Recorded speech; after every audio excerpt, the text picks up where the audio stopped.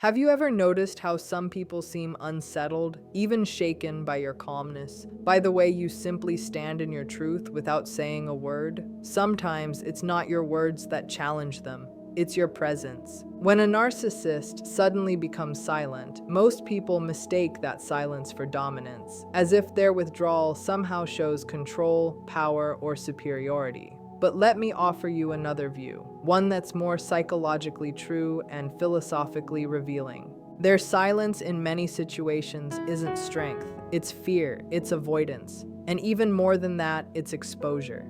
That silence is the sound of a dark spirit shrinking back from something it can't manipulate, your growing awareness.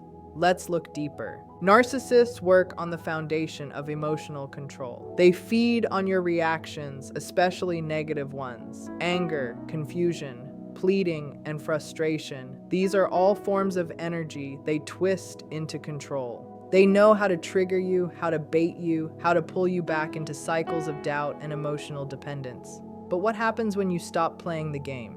When you stop reacting, when you hold back from replying, when you stop explaining or defending yourself, your silence creates a space they can't fill. And in that space, they face the terrifying truth that their hold on you is slipping away. The narcissist isn't always aware of this on a spiritual level, but their behavior shows it. When they go quiet, it's not just to punish you, it's to recalibrate. They pull back because your strength, your refusal to submit, has disturbed their internal world. You've unknowingly revealed cracks in their false mask, and their answer is to vanish, hoping you'll break under the uncertainty they leave behind. But the truth is, their silence isn't a move of power. It's a retreat into darkness, away from your light. Silence, for a narcissist, isn't simple quietness. It's full of meaning. It's a tactic, yes, but it's also a symptom, a sign of their discomfort with your strength. The less you chase, the more they panic. The more you stand in your worth, the more unstable they feel. Think of it like this: a parasite cannot live without a host. If the host becomes immune, the parasite either dies or runs away. That's what you're seeing when they go silent.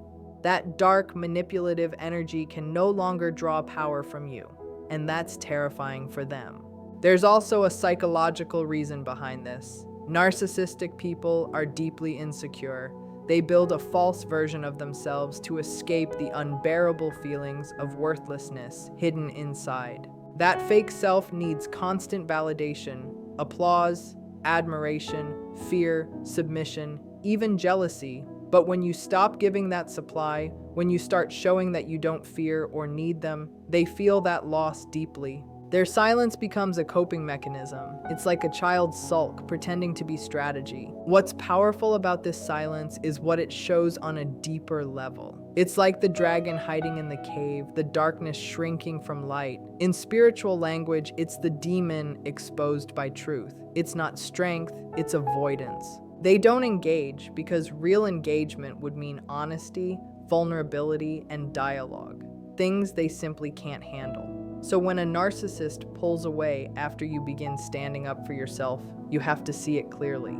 It's not your failure, it's their discomfort. They're not punishing you, they're avoiding their own reflection. Because if they truly faced you, they would have to face their own emptiness, and that's something they're not capable of doing. Here's where it becomes deeper. When a person is ruled by a narcissistic spirit, whether you see it as a dark energy, a toxic pattern, or a corrupted archetype, they're slaves to illusion. They live in performance, terrified of authenticity.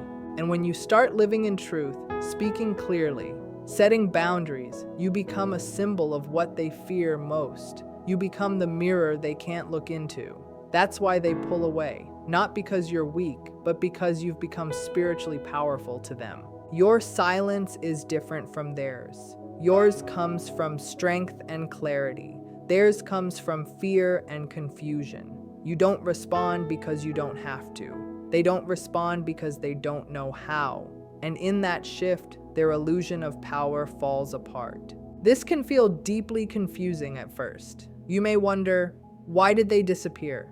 What did I do wrong? That's exactly what they want, to reopen your wound, to make you question yourself, to draw you back into self-doubt. But resist the urge, because chasing their silence gives it power. Instead, recognize it for what it is, a sign that you are becoming stronger, that your boundaries are holding, that your clarity is cutting through the fog they built around you.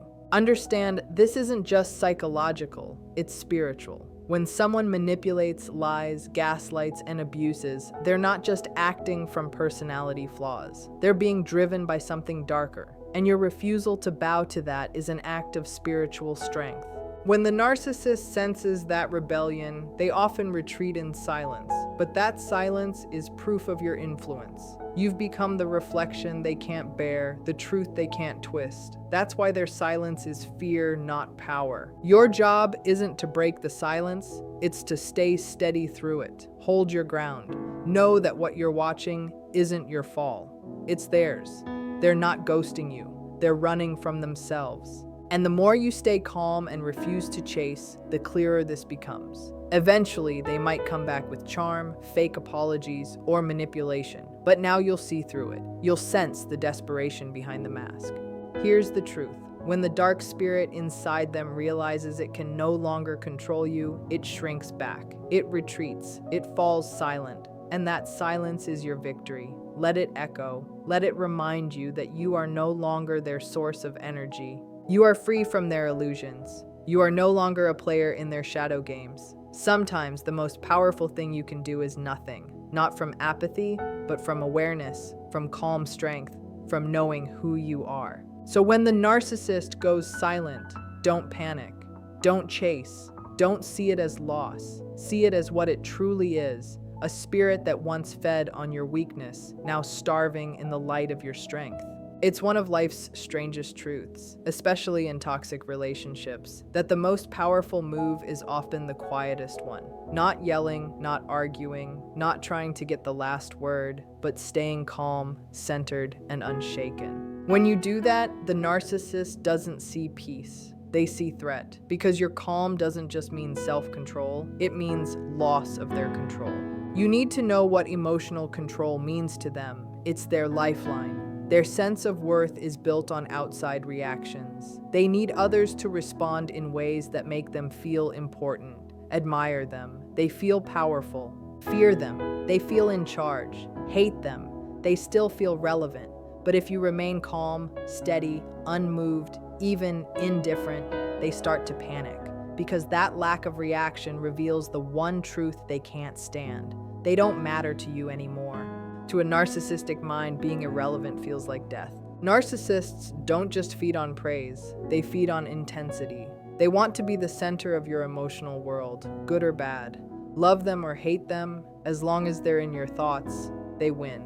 But when your emotions settle, when you stop analyzing, stop arguing, stop spinning in circles, they lose control. It's not just that you stopped reacting, it's that your peace exposes their chaos. Your calm becomes a spotlight on their instability, and that's unbearable. Not because you attack them, but because you're doing what they can't, being still. Stillness is foreign to them. Their inner world is a storm, shame, insecurity, unhealed pain.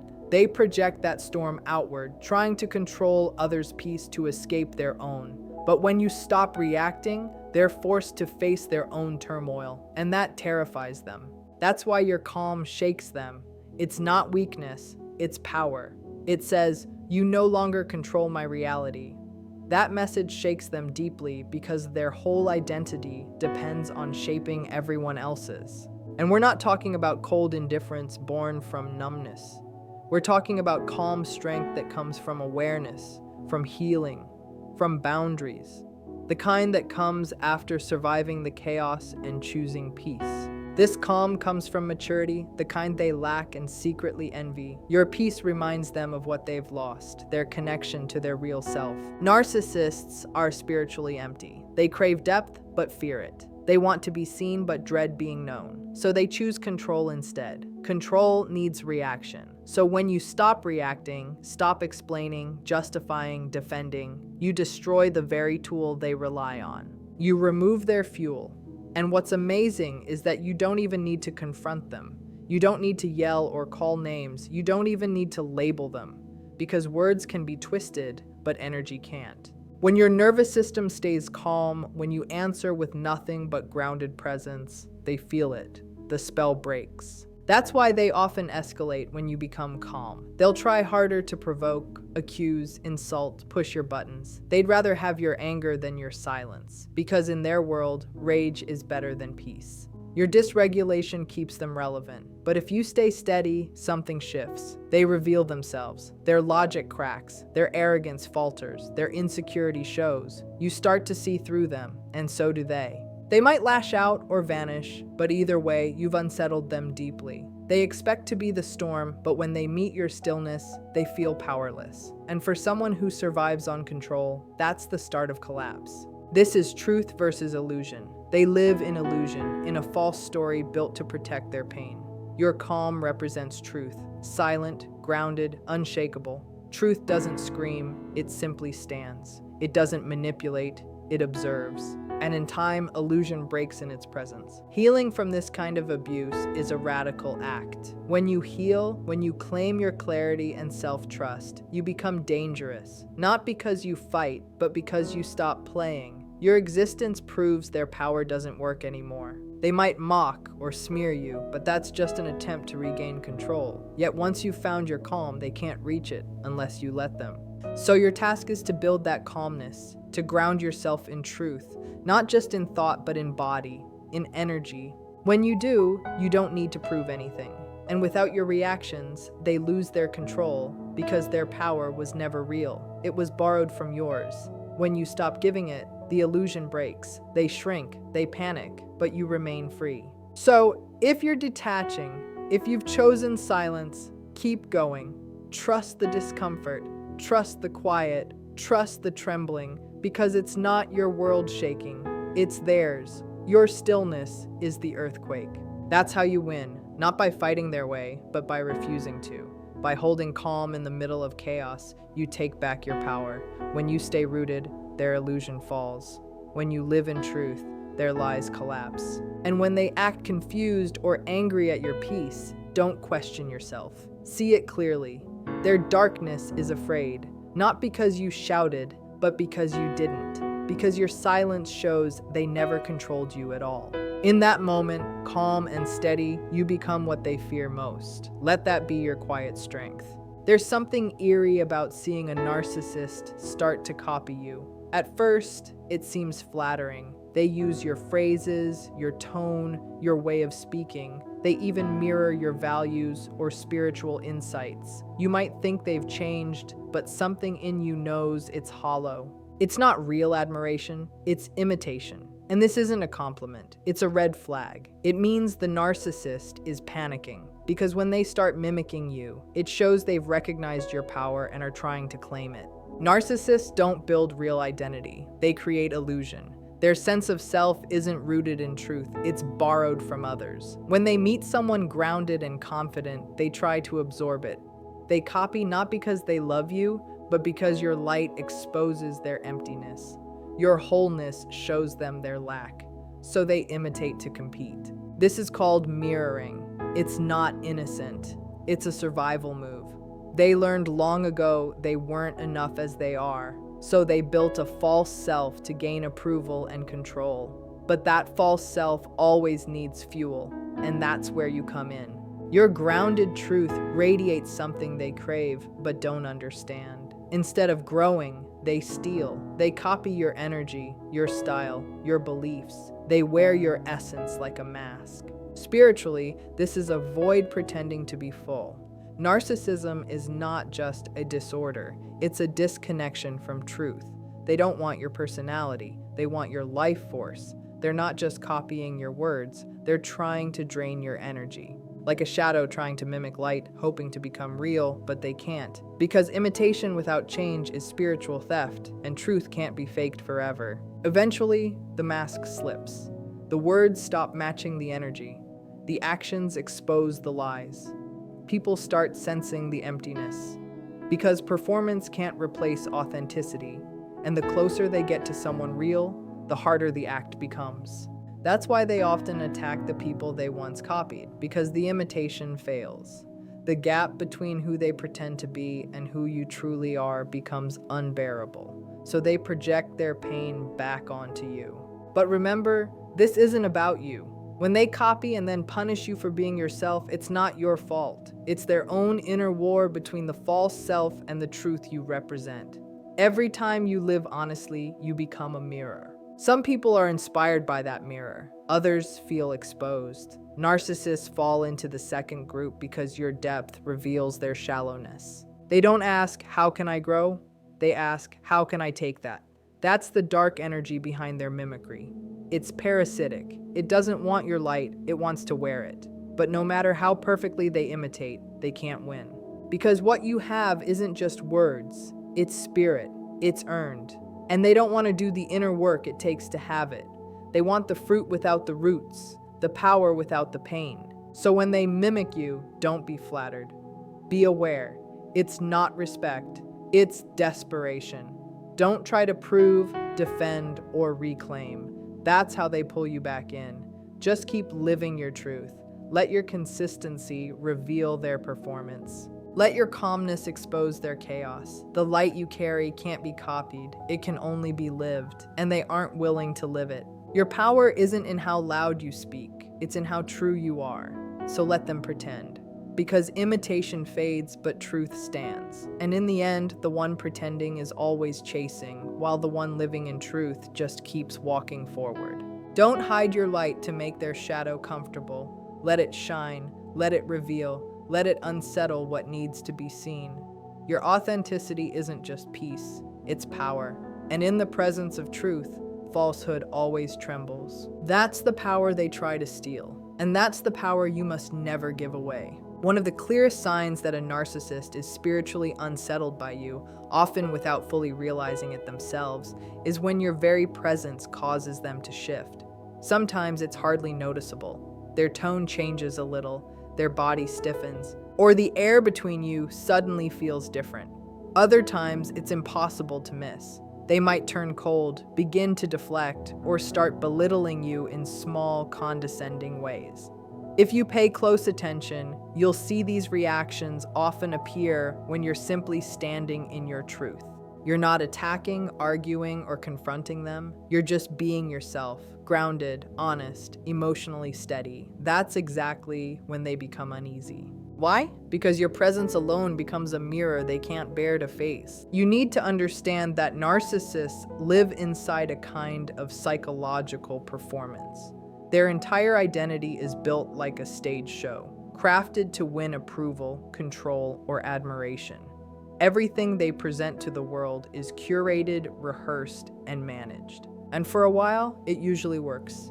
Many people fall for the charm, the confidence, the charisma, but the moment someone genuinely authentic enters the room, the illusion begins to crack.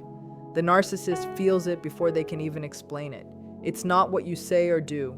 It's what you are. You embody what they've spent their whole lives avoiding. Your authenticity, your calm honesty, your unwillingness to play games, it all interrupts their performance. You introduce truth into a system built on illusion. That's why they suddenly change when you're around. You haven't accused them of anything or exposed them publicly, but your energy exposes them internally. Their mask doesn't break because you attacked it. It breaks because it can't survive the light of what's real. In that moment, you become everything they pretend to be. This is where the connection becomes deeply psychological and spiritual. Narcissists aren't just manipulative people. That's a shallow way to see it. At the core, narcissism is a fractured state of being, a broken sense of identity. They've lost, or maybe never built, a stable, grounded sense of self. What takes its place is a false persona meant to cover deep, unhealed shame. The more authentic and whole a person becomes, the more that facade feels threatened. Think of it like a shadow next to a flame. The brighter the light, the sharper the contrast. The narcissist feels that contrast as exposure.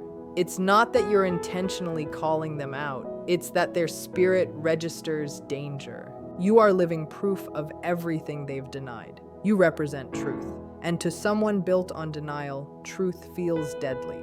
That's why their behavior can swing so suddenly. One moment they're charming, the next distant. One day they're full of praise, the next they're subtly tearing you down. You may catch yourself wondering what changed, but the truth is, nothing in you did. What changed is their awareness of what you are, grounded, clear, and unwilling to feed drama. Those qualities aren't neutral in their world, they're destabilizing. You represent something they can't control, and control is the glue holding their fragile self together. That's why they often deflect when you're near. They avoid eye contact, talk over you, hijack conversations, or turn everything into a performance. These behaviors aren't about asserting dominance. They're about protecting identity, because when someone isn't impressed by the act starts to feel empty, even to them. That's spiritual dissonance, the clash between a false self and real presence. The narcissist spirit, the one that feeds on admiration and control, feels it instantly. Sometimes they'll try to regain balance by belittling you, not because they truly believe you're lesser, but because if they can lower you in the eyes of others, they can stop feeling small themselves. That's when you'll see the backhanded compliments, the quiet criticisms, the subtle digs. They'll question your motives, your integrity, your success, not from reason, but from reaction. They're trying to dim what they can't match. This dynamic isn't just personal, it's archetypal. In every story, myth, or spiritual teaching, there's a pattern. When truth enters, falsehood reacts. Sometimes it attacks, sometimes it hides, but it always reacts, because the presence of something whole forces what's broken to confront itself. Your calm reveals their chaos. Your inner balance makes their disorder impossible to ignore. But here's the danger, the trap many fall into. You begin doubting yourself. You notice their coldness, their withdrawal, their unease, and you think, did I do something wrong? Should I pull back? Should I be softer, smaller? But that's exactly what the narcissistic spirit wants. It wants you to shrink, to question, to bend. Because when you do, they regain control. Not through power, but through your self-abandonment. Do not shrink. Do not dim what's real just because it makes someone else uneasy. If your presence alone makes someone react with envy, hostility, or defensiveness, and you know you've done nothing wrong, it's not about you. It's about what you represent. You are not the threat. They're threatened by what they see reflected in you. That's why narcissists are often drawn to deeply self-aware, kind, and grounded people. In a strange, tragic way, they crave what you carry. They want the light, but not the change it demands. They want your peace without doing the work it takes to find their own. So being near you becomes torment. They want to be close, yet can't stand what closeness reveals. That's why they'll either try to control you or destroy you, to capture your light or snuff it out. But either way, their reaction tells the truth. You are not weak. You are not too much. You are not the problem. You are simply a reflection of what they could be if they had the courage to face themselves. So when your presence makes them pull away, go cold, or lash out, remember what's really happening. You've shown up as yourself, and that's enough to shake the illusion they built their life on. Don't retreat. Don't apologize. Own it. Because your presence isn't just a statement, it's a revelation. And for those still hiding behind lies, that revelation will either begin their transformation or push them into retreat. Either way, their reaction isn't yours to manage. Your only duty is to stay grounded in truth. Keep showing up fully, keep walking in the clarity you've earned, no matter who it unsettles. Because the moment you start diluting yourself to make others comfortable, you step back into illusion. And you weren't born for illusion, you were born for truth. Sometimes simply being yourself is the bravest act of all. So don't be shocked when the narcissist changes around you. Just stay aware, stay calm, and let the truth you carry do what it always does. Expose what's not real. One of the most revealing moments in dealing with a narcissist happens when the smear campaign begins. Maybe you walked away quietly. Maybe you set boundaries calmly. Maybe you just stopped responding. Yet suddenly you hear whispers, rumors, half-truths, and lies. People you never harmed are told you're unstable, vindictive, toxic. The narcissist flips the story, painting themselves as the poor victim and you as the cruel aggressor. If you're not deeply grounded in what really happened, this can shake you. It's confusing, painful, even humiliating. But you must understand this. When the smear campaign starts, it means the narcissist has already lost. Not only their power over you, but spiritually as well. Because when someone abandons truth to twist perception, they're no longer trying to control, they're trying to survive. What they're really fighting is the collapse of the illusion that once worked because you played along. Smear campaigns aren't strength, they're desperation. A last attempt to hold a story together that's falling apart. And the calmer, more peaceful, and detached you become, the more threatened their false self feels. Because you're not playing the game anymore, you're not reacting, defending, or explaining. And to someone who thrives on chaos, your silence is unbearable. So they turn outward, whispering in others' ears, calling you cold, crazy, or cruel. They use charm and fake vulnerability to appear calm and wounded while painting you as the problem. This is the trap. If you're not careful, you'll start trying to clear your name, explaining, defending, proving. But every time you do, you're pulled back into their play. You feed it. You give it energy. The smear campaign isn't just about turning others against you. It's about getting you to react. They want your outrage, your hurt, your confusion, because if they can make you break down, they can say, "See, I told you so." But if you stay grounded, if you let the lies exist without chasing them down, the whole thing eventually collapses. Lies can't live without attention. They need fuel. Without your reaction, they start to crumble. Narcissists fear one thing more than being hated, being irrelevant. They build their whole identity on being the center of attention, whether loved or despised. Indifference destroys them. That's what your silence brings. Not revenge, but disempowerment. From a psychological view, smear campaigns are projection. They accuse you of what they themselves are doing. They project their own flaws onto you because admitting them would shatter their false self. So instead, they turn their inner chaos into your public image. That's not just manipulation, it's spiritual inversion. Brokenness pretending to be whole, darkness calling itself light. When you see that clearly, you stop arguing with shadows. You realize your job isn't to convince anyone. It's to live so truthfully that over time, reality reveals itself without you having to say a word. Truth doesn't need a megaphone. It needs endurance. Lies spread fast, but they don't age well. Time exposes them, while truth grows stronger. That's why your greatest power isn't outrage. It's dignity, self-possession, the calm refusal to let someone else's chaos rewrite your story. They can take your name out of context, but not your character. They can twist your story, but not your soul. Hold your ground, and you'll come out not only unharmed, but wiser. It takes great strength to stay silent when you want to scream, to walk away when you want to explain, to keep your peace when you want to prove your innocence. But that silence isn't weakness, it's mastery. Because only those who have nothing left to prove can stand in that kind of stillness. That's not passivity, that's power. And with time, their story falls apart. Their contradictions show, their behavior exposes them. Slowly, people start to see the truth. Not right away, maybe not publicly, but eventually. If you're ever the target of a smear campaign, remember this. You don't have to fight for your reputation. You protect it by living truthfully. Build your life so clearly, so solidly, that no lie can stand beside it.